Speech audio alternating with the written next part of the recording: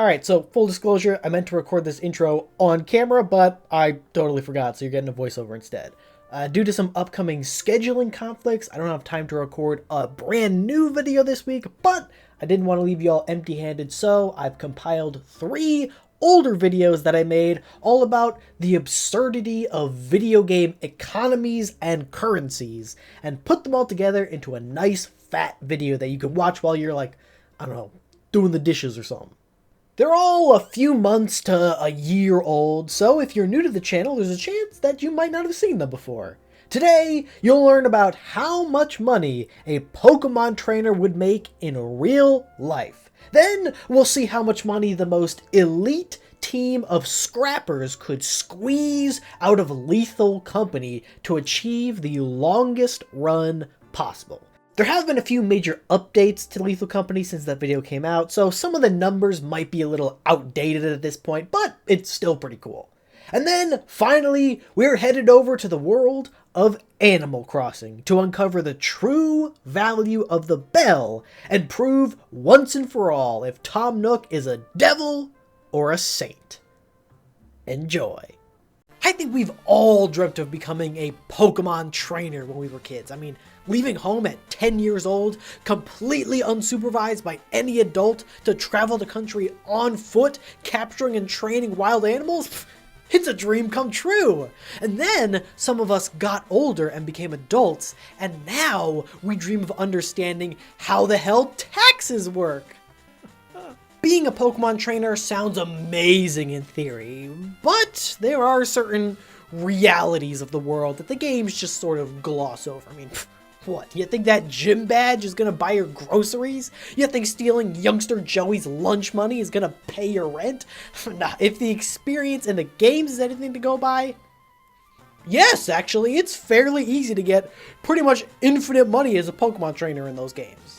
But let's be honest here, most people who become Pokemon trainers aren't the protagonist. They're not the champion, they're not taking down criminal organizations single-handedly, they're not exploiting infinite money glitches. Look, as much as you want to be the very best like no one ever was, you're not Red, alright? You're Hiker Knob, standing stock still on Route 25 with a couple of Geodude, just trying to get by on your meager prize money and praying that some kid from Pallet Town doesn't come through. Now that sounds like a pretty bleak existence, but perhaps we're underestimating Hiker Knob. I mean, there's a reason he's been standing out there so long, right? Maybe being a Pokemon trainer, even an average one, is way more of a lucrative career than we all thought. There's only one way to find out. Today, I'm breaking down the math, and I'm making your dreams a reality. Today, we answer the age-old question: how rich is an average Pokemon trainer? Richard, hit that intro.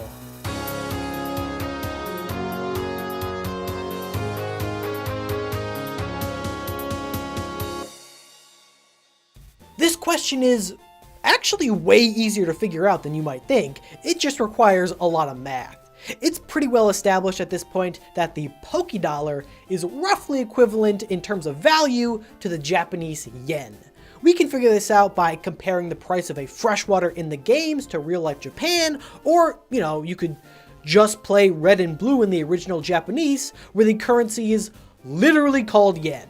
For the sake of this video, I'm going to be converting everything into US dollars because that's where I'm from. So to all my British viewers out there, I apologize, but a pound is a measurement of weight. No, I don't care. I don't care if you're a simp for the metric system, right? It's not.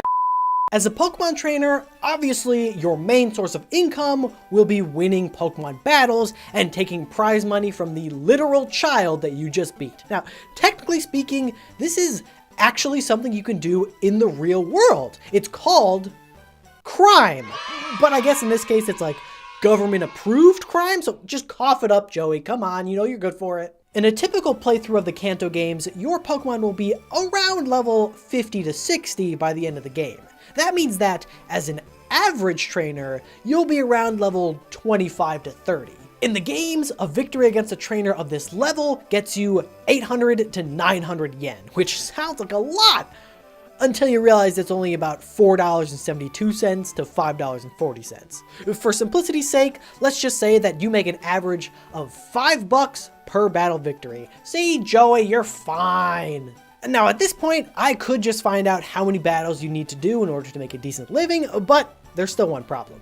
When playing the games, you win like 99 out of 100 battles, no problem. But that's because your character is supposed to be like a Pokemon prodigy. Most people in the world can't command Pokemon as easily as you, and they don't get to see into the Matrix and know the exact stats of all their moves.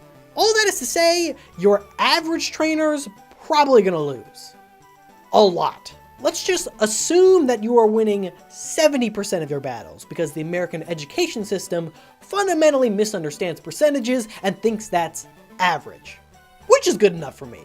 For every battle you win, you make $5. But remember, for every battle you lose, you pay $5. Redoing the math, this means that every battle you're making an average of $2, not $5. So, at $2 per battle, how many battles do you need to do to make a decent living? Well, just as a baseline, in the United States, in order to be considered above the poverty line, you need to make a minimum of $14,580 per year. If you want to follow your dream and become a Pokemon trainer, then it's safe to say you're willing to put in a bit of hustle. So let's assume that you work 6 days a week and only take 1 day off. 52 weeks in a year times 6 days a week gets you 312 days worked a year.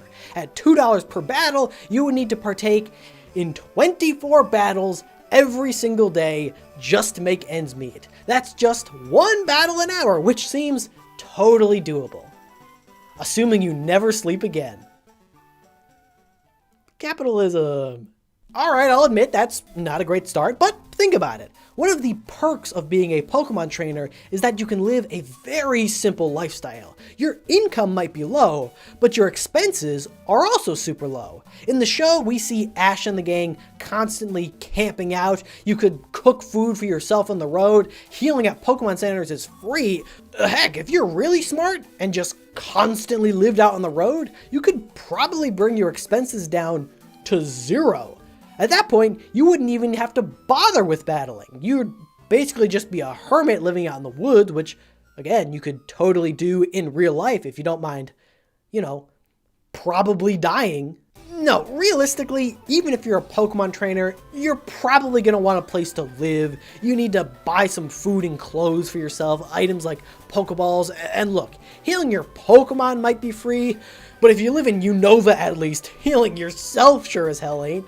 So, to get a good estimate of what your expenses might be like as a real Pokemon trainer, I looked up the average cost of living in the United States, removed everything that you could get away with not paying for. I mean, we're talking the bare minimum here. And I got a number that's about $500 more than the real world poverty line in the United States. So, that's pretty, this country is, it's fun. So, well, there's your answer right there. If you worked as hard as you possibly could at the expense of your own health and your Pokemon's health, you could maybe make just barely enough to survive. If you want to live a life with a little bit of comfort, or, God forbid, be able to sleep, then it's about time that you give up on your dream and start working behind a desk. But if you've been around the channel long enough, you'll know that I'm not one to give up. I believe that there is a way for you to follow your dream of training Pokemon without sacrificing your basic human needs. I know that there is but one force in this world more powerful than the cold capitalist machine. Math. Sure, maybe I can't be the strongest trainer in the world, but I can be the smartest. Clearly, the cost-cutting route isn't getting us anywhere, so we need to find a way to make more money. Like, for instance, challenging a gym leader. Based on the show, we know that Ash generally completes a gym a month. A gym battle gets you anywhere from 1,400 to 4,700 Poké Dollars, which is significantly more than a regular trainer. Assuming you never lose a gym, that's an extra 20 bucks in your pocket a month, which brings the daily number of battles down from 24 to 23. Hooray! Look, no matter how you slice it, making a living as a Pokemon trainer is going to involve a lot of hard work. If you're a moron, I don't care what all the old white people say, life has never been about working hard. It's always been about working smart. As I like to say, if you're not being lazy, then you're not doing it right. Sure, you could grind away for hours and hours, putting in the work and getting that bread, battling every hour of every day with no breaks because that is the American way. Damn it! Or you could just get yourself an amulet coin. The amulet coin doubles all the money you win per battle, meaning that we're getting $10 every time we win, but still only paying $5 every time we lose. Redoing all the same math from before, we find that now we only need to do 9 battles a day, 6 days a week. Heck, you could probably fit that into an average 8-hour workday and still have time to come home and be too tired to do anything meaningful with your free time. Assuming, that is, that your goal is to just barely scrape by and hit that poverty line. No. We can do better. What you need to do is grab yourself a Persian with the move Payday, which can earn you extra money equal to 5 times your level once per battle. Remember, we're looking at an average trainer level of 25 to 30. But you are going to be using Persian every single battle. You're going to be known as the Persian guy. It's your freaking mascot. So it's probably going to be slightly stronger. Let's say around level 35. That means that for every battle you win, you're gaining an extra $1.81 or $2.36 if you have the amulet coin. Now, the law of conservation of mass states that matter cannot be created nor destroyed, meaning that your Persian isn't simply creating this money, it's getting it from somewhere, probably from someone, so, but I mean, that's not my problem. Doing this strategy would bring the number of battles you would need to do to hit the poverty line down to 6, which is totally manageable. If you ditch the stand in one spot and wait for someone to cross your eyeline strat and instead join like a battle club or a gym or something, you could easily make that happen. Heck, you could probably do more than 6 a day and start creeping above that poverty line. But you're still working 6 days a week. I mean, wouldn't it be nice to get that Saturday back if we could? We can do better. The other main way to get money in Pokemon is by selling items. The highest selling items in the game are the relic items from the Abyssal Ruins, but we already said that insurance in Unova is going to cost you an arm and a leg. It's not worth it, trust me. Beyond that, probably the next best reliable source of items to sell is the Sinnoh Underground, where you can find evolution stones that sell for $7 a piece, star pieces that sell for 40, and plates containing the elemental power of Arceus, the god of the Pokemon world itself, that sell for $3. All in all, that sounds pretty lucrative, but there's a problem. These items are pretty hard to find, and in the time it takes you to find a Firestone, you probably could have won 2 battles and made even more money. So unless you get super lucky, it's probably not worth it. I mean, maybe if you got like a whole team of ground type Pokemon to help you dig, you could make the process go faster, or like you could have them dig for treasure while you do battles with Persian. You could probably make it viable. It's hard to say. Beyond that, the only other really reliable way to get items to sell is by catching Pokemon who happen to be holding them. A lot of wild Pokemon have a chance of holding like a berry or something like that, and if you catch it, then the item is yours.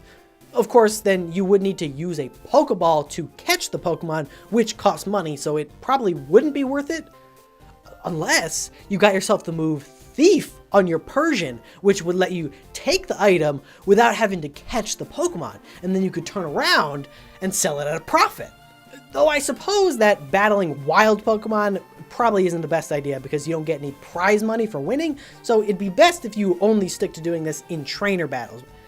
Oh wait, but that would require you to steal the item from the trainer, which feels pretty illegal. I mean, like, prize money is one thing, but stealing items it's kind of the same thing when you think about it. I mean, like, prize money, prize choice scarf, it's all the same, really. Clearly that item wasn't helping them anyway. I mean, they still lost the battle. They didn't need it. And if Joey has got a problem with it, he's got no Pokemon left that can fight. What is it gonna do? Granted, this strategy only works if your opponent gives their Pokemon an item, which not a lot of trainers do. But at this point, why bother with going through all the effort of getting Thief on your Persian to take the item? Just take the whole Pokemon. I mean, think about it. You KO all their Pokemon, and now the kid's got nothing left to defend himself while you got a big-ass cat and a rhino with a drill. Again, what is he gonna do to stop you? The Celadon Game Corner sells Pokemon for upwards of 10,000 coins. At 50 coins per 1,000 Pokedollars, that's 20,000 Pokedollars, or $134.88 per Pokemon. If you take 3 Pokemon per trainer, forget about the prize money, you're making bank off just that. No, in fact, let's take that prize money too, and not just the standard 850 Pokedollars per victory. Let's take youngster Joey for everything he owns. And again, I ask, what is he gonna do to stop ya?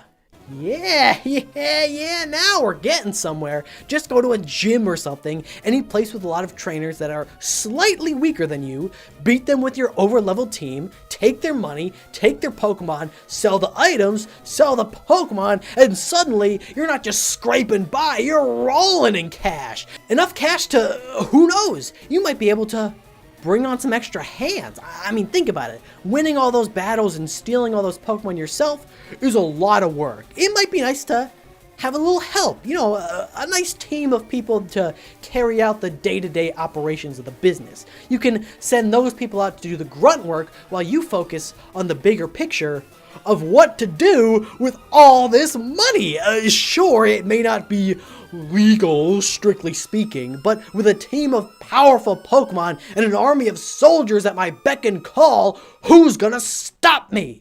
I started as a poor kid on Route 25, just trying to scrape by with my love of Pokemon, but now, I would say the sky's the limit, but truthfully, there is no limit. If you want to reach me, the most powerful trainer in the world, you're gonna need a damn rocket.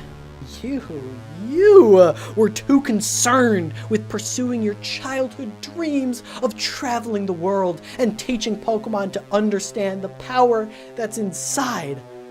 But me, I'm a realist.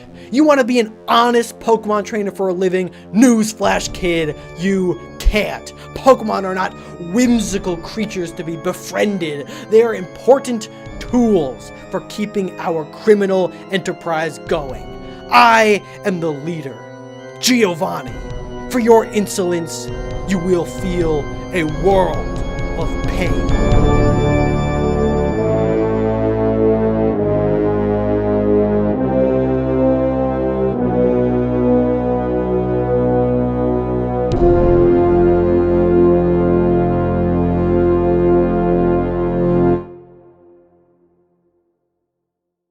So, I see you've been lured in by the question posed in the title. Well, I suppose there's no need for a long-winded intro today.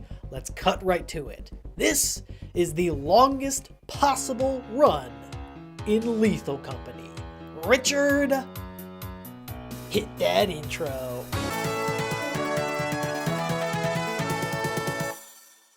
The first question a lot of you might be wondering is, wait, is there a longest possible run in Lethal Company?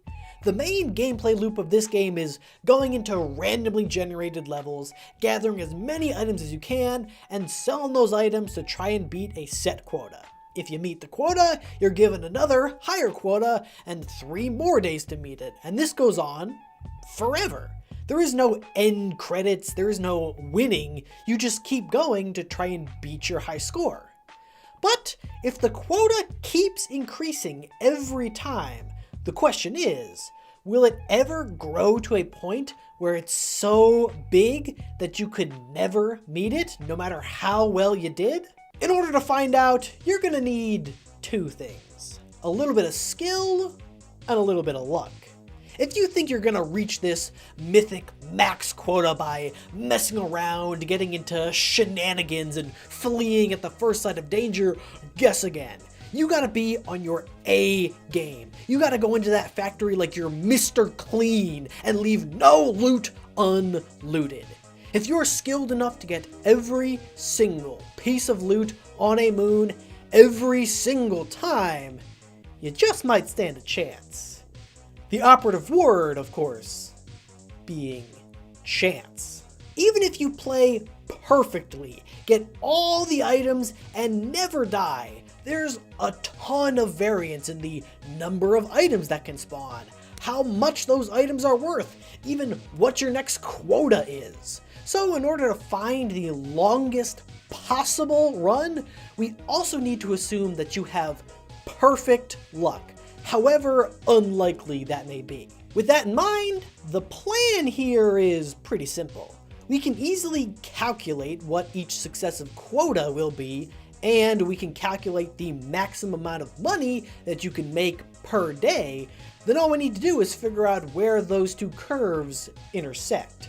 Let's start with the quota because it's a lot easier. Every time you start a new run, your first quota is 130 bucks.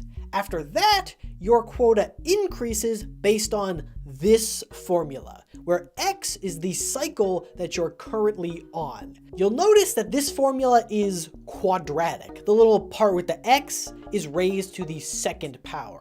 This is how we can tell that there is a maximum possible quota. The amount of money you're bringing in each day remains constant. Your intake increases linearly, but the quota will increase faster and faster and faster the longer you go, eventually growing to a point where you can't possibly reach it. You'll also notice this situation over here, this whole thing going on.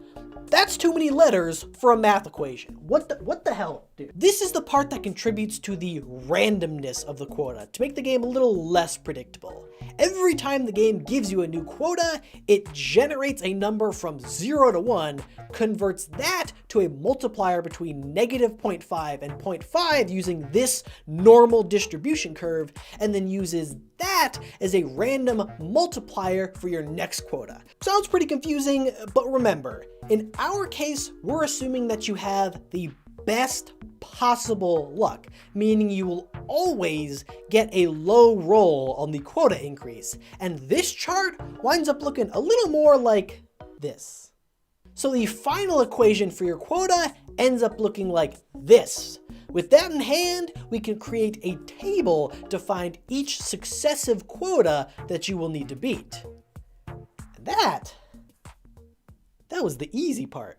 Our next task is to figure out how much money you could possibly make in a single 3-day cycle. To do so, we need to assume 3 things. First, we need to assume that each moon spawns the maximum number of items every time. Every moon has a range of the total number of items it can spawn, and if you randomly get anything less than the max, you're basically screwed, you gotta start over. Second, we need to assume that all of the items are the most valuable type. All right, I don't want to see any metal sheets up in here. We need stacks on stacks on stacks of gold bars and nothing else. Or something else depending on the moon. They all have different most valuable items. And third, even if you do find nothing but the rarest items, those items also have themselves a range of how much they can be worth. A gold bar can be worth as low as 102 bucks, aka literal garbage. We're looking for that perfect 210 value. So, in summary, to find the longest run, we need to assume 3 things. The max number of items spawn every day, all of those items are the most valuable type, and each of those individual items is at its maximum value. And you actually have to get all of the items. That's 4 things. As an example, experimentation can spawn anywhere from 8 to 12 items, which can be anything from this list. So if it happens to spawn 12 items, every one of those items is a gold bar, and each of those gold bars is worth $210. That would be the absolute upper limit that is technically possible. It's incredibly rare, but it is possible. If you do this same process for every single moon, factoring in the apparatus that you can find on all the factory moons worth an extra $80, and the up to 6 beehives that you can find on select moons per day worth upwards of 150 each, it turns out that the single moon with the highest possible daily earnings is Titan. The items inside aren't crazy valuable. The most expensive thing is a fancy lamp worth 128. Doesn't look that fancy to me, and it doesn't have any hives, but it can spawn a total of 38 items per day, which is way more than any other moon, so it ends up working out as the best. So, in order to get the perfect run, you need to go to Titan every single day, rain or shine, and find 38 fancy lamps and the apparatus every single day. There's no other combination that's gonna get you more than that. But there's one problem. You need to pay a $700 fee to go to Titan. And when you first start, you're dirt poor, so you can't get to Titan right away. Of the moons that you actually can go to, March is the best with its 17 possible gold bars, 1 apparatus, and 6 beehives a day. So, in order to achieve this perfect run, you need to start on March for your first 3-day cycle, loot at least $700, but realistically loot as much money as you possibly can every single day, and then every cycle after that, go to Titan. Because of this strategy, we actually need to adjust our quota formula a bit. Because we want to go to Titan as often as possible, we need to sell at least $700 worth of loot every cycle. So if the quota was ever less than 700, we should set it to be equal to 700. Now we know the amount that you have to spend every cycle. We can use the max value of each item acquired to figure out how much you make every single cycle, but there's still one problem. In this game, it's basically impossible to be perfectly efficient with your spending. The company won't accept half a lamp, so you'll probably have to overspend a bit each time. So we need to keep careful track of how many of each item we have at any given time and how we can best optimize spending them to hit the quota while still saving as much money as possible for the next time. As you can probably tell, this is a lot to keep track of, so I did what I do best. I made a spreadsheet. There's a lot here, but starting from the left, we have the cycle number that you're on, the minimum quota based on the formula we talked about at the beginning, and the amount that you'll actually have to spend to account for the Titan entrance fees for the first few cycles. Then for the next section, we have the total amount of loot you can acquire. This is all your intakes. On the first cycle, over 3 days, you should have 51 gold bars, 18 beehives, 3 apparatuses, and 0 lamps. Going forward after that, you won't find any more gold bars or hives, they don't spawn on Titan, but you will gain an extra 3 apparatuses and 114 lamps every cycle, if you're lucky. Then we need to find out how many of these items you actually need to sell to hit the quota. For the first day, you can cash in 3 gold bars and 1 apparatus to get to 710, just barely enough to get to Titan.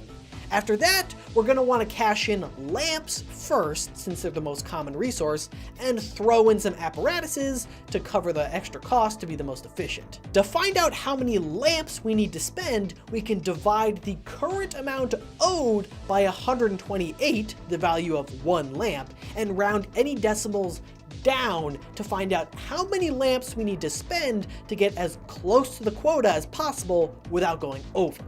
Then we'll use either an apparatus or a hive to cover the remainder.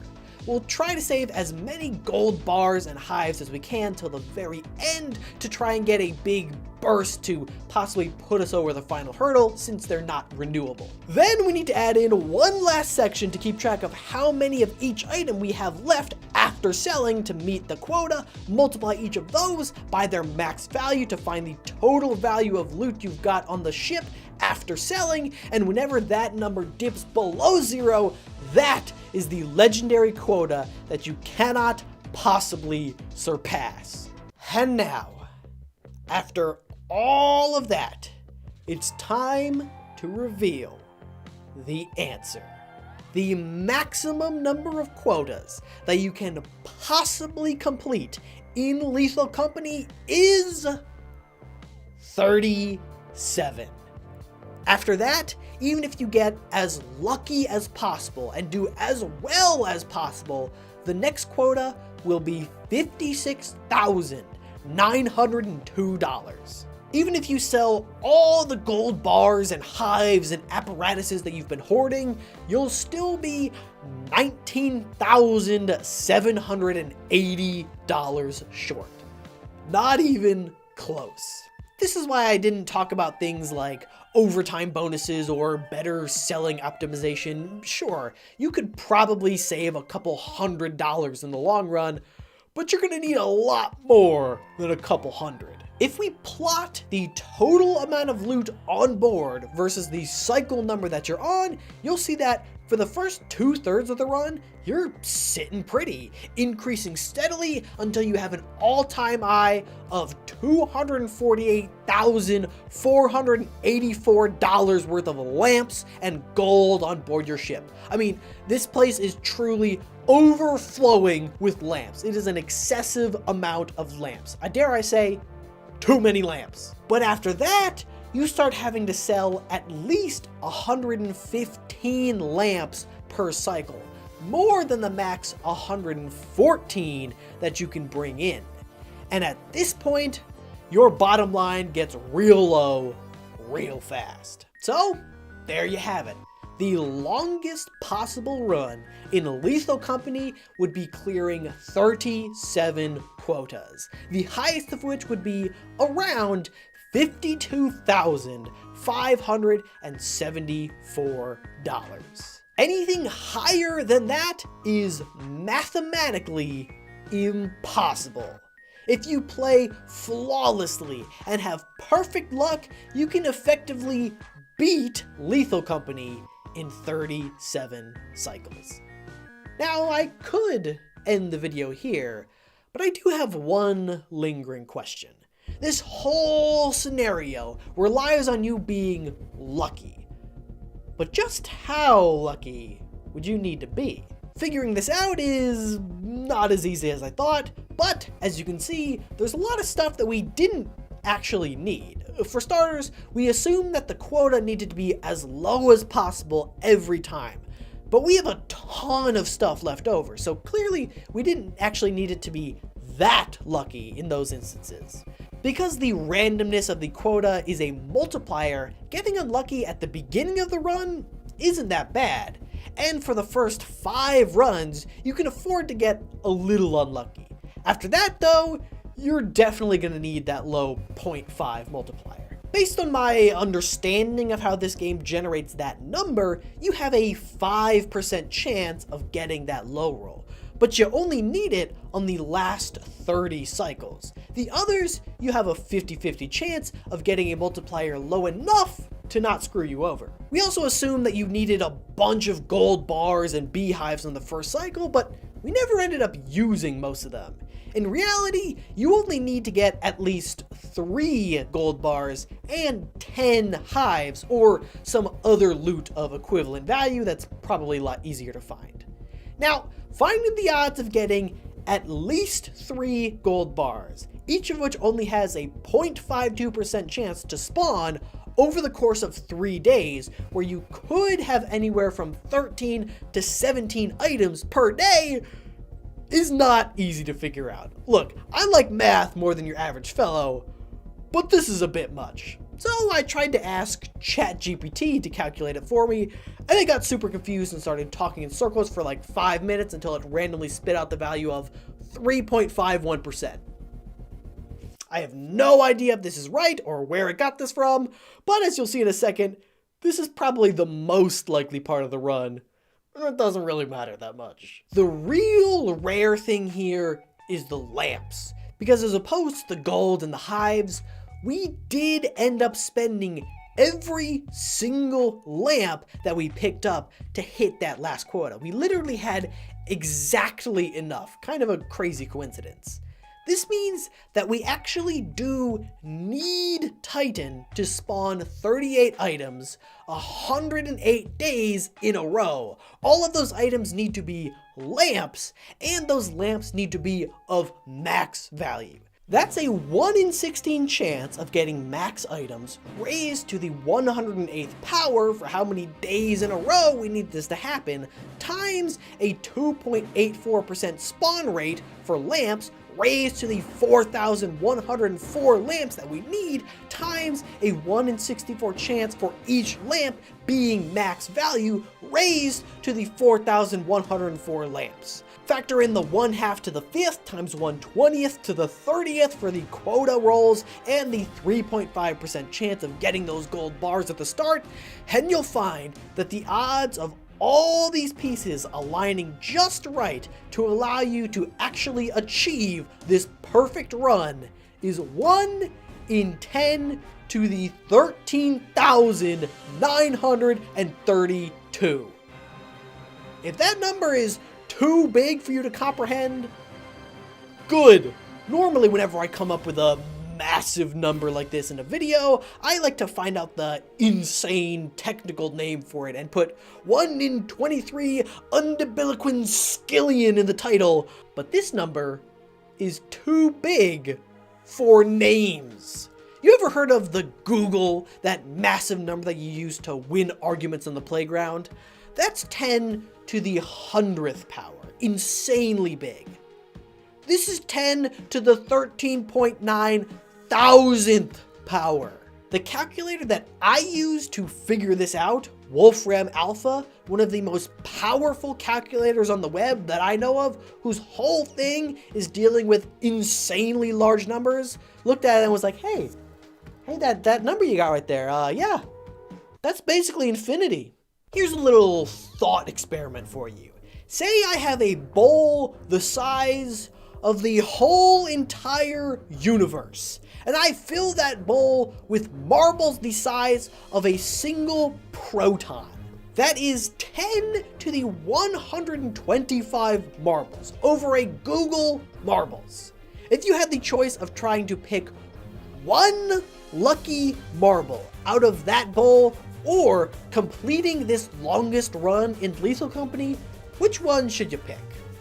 If you picked Lethal Company, then you're a damn fool. I mean, clearly I chose this example for a reason, because you have a better chance of picking that one lucky proton-sized marble 111 times in a row than getting this lucky in Lethal Company. In fairness, there probably are ways to lower this probability. There's undoubtedly loads of combinations and permutations to get you to that 37 quotas that I haven't accounted for. Heck, I had to redo these calculations for these odds like 5 times. I wrote this part of the script at 1:30 in the morning on a Tuesday, so I'm not entirely sure that even I have it correct. I'm an engineer, not a mathematician, but if there are any math experts out there who want to take up the challenge of finding the true odds of getting a run, any run, that can pass 37 quotas, I would be super interested to hear it. I bet the actual odds are a lot better than 1 in 10 to the 13,932, though low enough to where a human could conceivably do it. You know, I somehow doubt it. And there you have it. The longest run in a Lethal Company that is technically possible is 37 quotas completed. And if anyone ever claims to have done this, then you can say with more certainty than anything else in the universe that they cheated. Happy hunting, folks. Animal Crossing, a peaceful game about picking fruit, digging for fossils, and making friends with cute animal neighbors. Most games today are about grand adventures full of action and danger. But I gotta say, sometimes it's nice to just sit back, breathe in that ocean air, and just chill, without having to worry about lands to save or villains to conquer. But what if I told you that this idyllic island paradise is not as innocent as it seems? What if I told you that hiding amongst the friendly neighbors and good vibes is a true villain, the greatest con artist the gaming industry has ever seen? And it's not the man that you think. This is the Animal Crossing Belle Explained. For those few people who didn't spend literal weeks of their life playing this game in the early lockdown, Animal Crossing is a cute little island town simulator. You can interact with your neighbors, buy clothes, and decorate your house with all sorts of fun furniture. And all of this is made possible with the in-game currency of Animal Crossing, the Belle. In the course of playing this game, you're gonna need a lot of bells. Wanna buy a new shirt? Gotta pay in bells. Need a new bed? Bells. Wanna expand your home? Well, that's gonna cost you a cool 5.69 million bells. Huh. And this game was supposed to be an escape from real life? That last fact has earned the game's realtor, Tom Nook, a bit of a bad reputation here on the internet. I mean, the guy builds you a house without really asking and immediately puts you in debt to him. The moment you crawl your way out of that debt, he just upgrades your house again and adds more debt to the pile in a vicious cycle to squeeze every single bell he can out of you. I'll admit, it's not a great look. But then again, he is building you a freaking house on a lush island paradise, so is he really all that bad? Sure, 5.696 million bells sounds like a lot, but an apple goes for 100 bells, so surely these things can't be that valuable. Now, I'll admit, for this next part, I had this big plan to compare a whole bunch of items in Animal Crossing to the cost of their real-life counterparts to find the average conversion rate from bells to dollars. It was going to be great with this whole big spreadsheet with color coding and integrated formulas. Oh, it was going to be beautiful. Until I realized that like 50 different people have already answered this question. Like 4 years ago when this game first came out, and it's really not that hard to figure out. In Animal Crossing New Horizons, you can purchase a Nintendo Switch for your home for the low price of 29,980 bells. As it just so happens, in Japan, where this game was developed, a real Nintendo Switch will cost you 29,980 yen. So from this, we can tell that the developers intended the bell to be equivalent in value to the yen. For all my fellow Americans, $1 is equivalent to 157.03 yen. That means that Tom Nook's egregious 5.696 million bell waterfront 2-story house with a basement is actually going to cost you the equivalent of $36,295.48.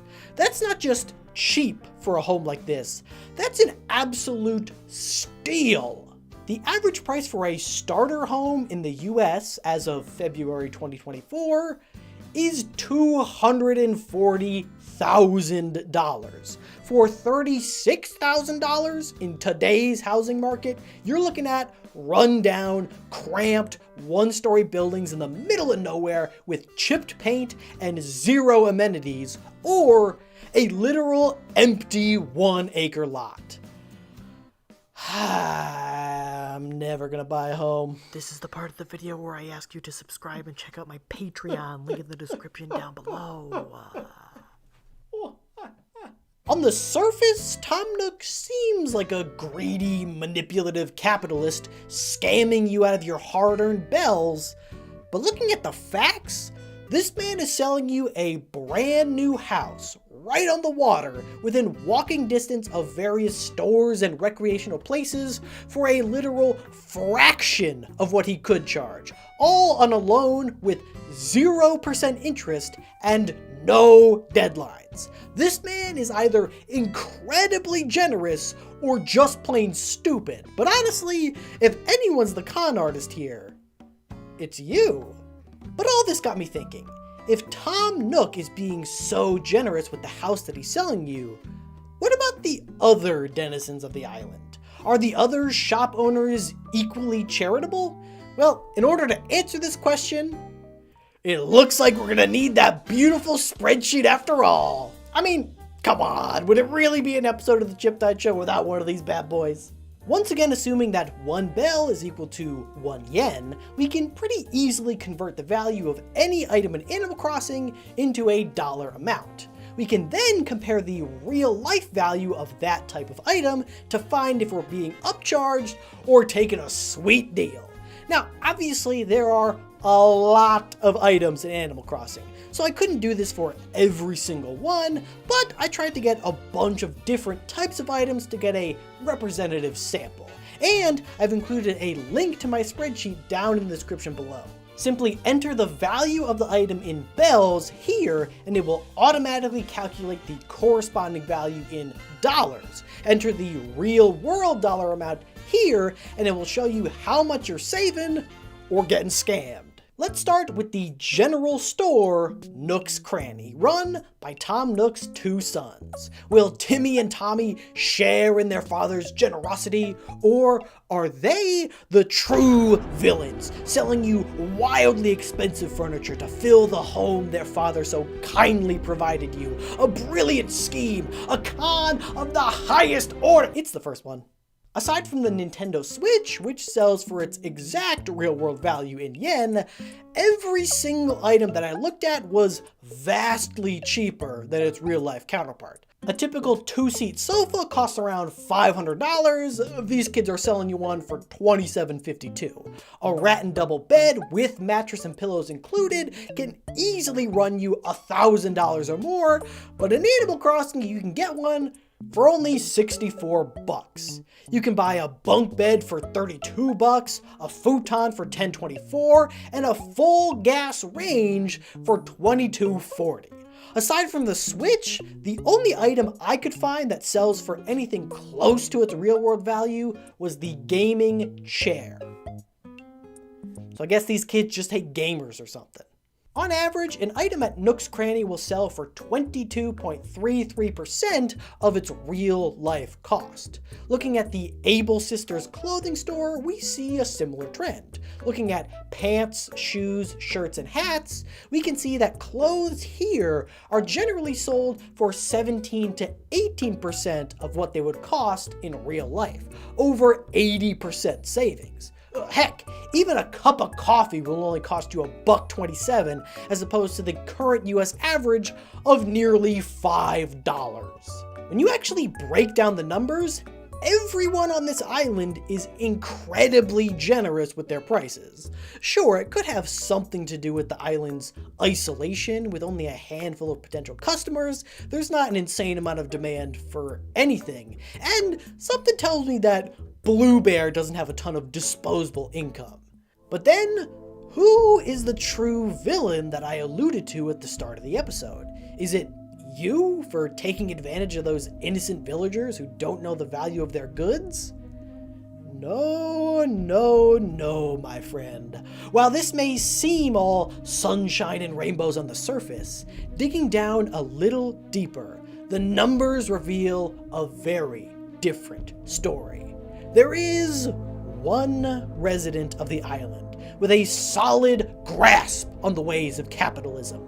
One cunning salesman who's been scamming you out of millions of dollars, billions of bells, without you even noticing. Or should I say, two salesmen. But wait, I hear you say. I thought you said Timmy and Tommy offered great deals on their furniture. And you're right, they do. Suspiciously good deals, might I say. Think about it. The cost of parts alone for a gas stove would easily be a few $100, and yet they're selling it to you for only $22? How on earth are they turning a profit? Well, it turns out that my spreadsheet only tells half the story here. Nook's Cranny doesn't just sell items, they can also buy stuff from you. Doing some quick math, Timmy and Tommy will buy any furniture item for 25% of the price you bought it for.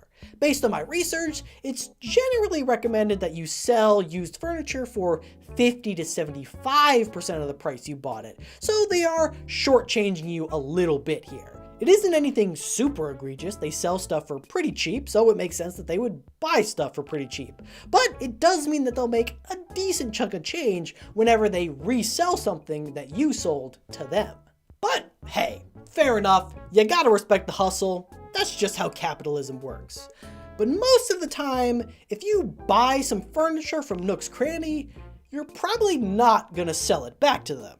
Instead, the main way that you make money in this game is by selling the various items you find around the island. Bugs, fish, fossils, fruit, stuff like that. Using a similar process to before, we can find out how much each of these items sell for in the game and compare that to how much they sell for in real life. And if we do that, we find that while Timmy and Tommy do tend to sell things for far less than they're worth, they buy stuff for a lot less than they're worth. Fruit is a bit tricky because the value of each type of fruit will vary from game to game, so we can't get a blanket conversion. But just as an example, if an apple is native to your island, it will sell for 100 bells or 64 cents. If it's not native, it'll sell for 500 bells or $3.20. In real life, an apple usually costs around $1.30, so if you're selling a native apple, you're losing a little bit, but if you're selling a non-native apple, you're making a little bit. Looking at bugs, we find that Timmy and Tommy pretty much universally buy them for less than they're worth. Yeah, turns out that bugs can be a little more expensive than you might think, since if you're buying one, it's probably to keep as a pet. A monarch butterfly costs $1.77, but they'll only pay 90 cents for it. A hermit crab costs around $8, but they'll only pay $6.40, and a praying mantis costs around $25 in real life, while in the game, it only sells for $2.75. Weirdly, it seems like fish are the only thing that they'll buy for more than their real world price. Unlike bugs, a lot of fish are dirt cheap, and Timmy and Tommy will usually buy them for anything from 2 to 10 times their real world value. I don't know, maybe they're running a secret sushi restaurant on the side or something. But in all these cases, we're talking about a difference of pennies to a few dollars. I mean, it's not exactly an egregious scam to buy an orange for 85 cents less than its market value. So why do I say that these kids are the true villains of Animal Crossing? Well, as any Animal Crossing aficionado will know, there's one thing that Timmy and Tommy will buy that I've yet to talk about. Scattered across the island, you'll be able to dig up fossils from all sorts of dinosaur species. Now, you could donate these fossils to the local museum to be preserved and studied and help advance our understanding of these great prehistoric creatures and of life on our planet as a whole. Or you could just sell them to Timmy and Tommy to make a quick buck. As you might expect, these fossils do sell for a lot more than some fish or bugs. But not nearly as much as they should. Now, unsurprisingly, the practice of buying and selling dinosaur bones is a messy business, morally gray at best and straight up illegal at worst. From what I can find, the value of real dinosaur bones can vary greatly based on the quality of the fossil, the iconography of the dino in question, and the legality of the source you're buying from. And I'm fairly confident that the FBI have been looking at my search history for the past few days like, but I assure you, it was all worth it to expose the truth. Because when it comes to fossils, Timmy and Tommy aren't just shortchanging you. They're scamming you out of thousands, nay, millions of dollars. In real life, even an incomplete Ankylosaurus fossil can sell for $6,300. In the game, Timmy and Tommy will buy it from you for 2,500 bells, or the equivalent of $16. And that was the most generous offer I could find. A fully preserved Triceratops skull will sell for around $285,000, but in Animal Crossing it sells for 5,500 bells, or just $35.20. A real-life Diplodocus skull sells for $835,000, yet here they'll only take it for $32. But the biggest con of all has to be the T-Rex skull. Because of its iconic nature, a fully preserved skull of a Tyrannosaurus Rex could sell for around $6.1 million. Here in Animal Crossing, Timmy and Tommy can take it off your hands for a cool $38. Every single time you sell them a dinosaur bone, they are literally making hundreds of thousands to potentially millions of dollars. Seeing as you can find 4 fossils a day, these 2 raccoon kids are racking in billions of dollars per year. All this time, people have been assuming that Tom Nook was some evil con artist, a criminal kingpin. But he was nothing more than a pawn in his son's fossil racketeering ring.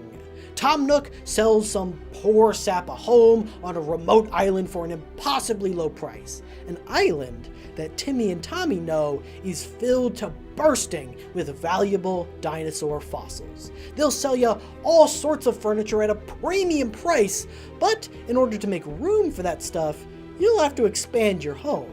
Doing so will put you further and further into debt, but no worries. You can always just sell the stuff you find around the island to good old Timmy and Tommy, and you'll pay that off in no time. Heck, we'll even sell you the tools you need to do it. And all the while, Timmy and Tommy can turn around and sell those dino fossils you've been digging up for millions more than they paid you for them, all without ever having to lift a finger. Timmy and Tommy are the true villains of Animal Crossing. Now, if you'll excuse me, pretty sure the FBI are here to arrest me for illegal fossil hunting. Oh, and we got a runner. FBI, hands in the air. Go, go, go, go, go. And a massive thank you to all my supporters on Patreon, including Alakazam, Aspa102, Big Dog Tie 4 to Win, Captain Kirby, Sidian, Sherry and Mark, Stylish, The Boss Killer 94, Tricks of Crows, and did you know that the character limit on the Patreon name is very high? Well, it is high enough, in fact, that I could name myself M. Thanks, M.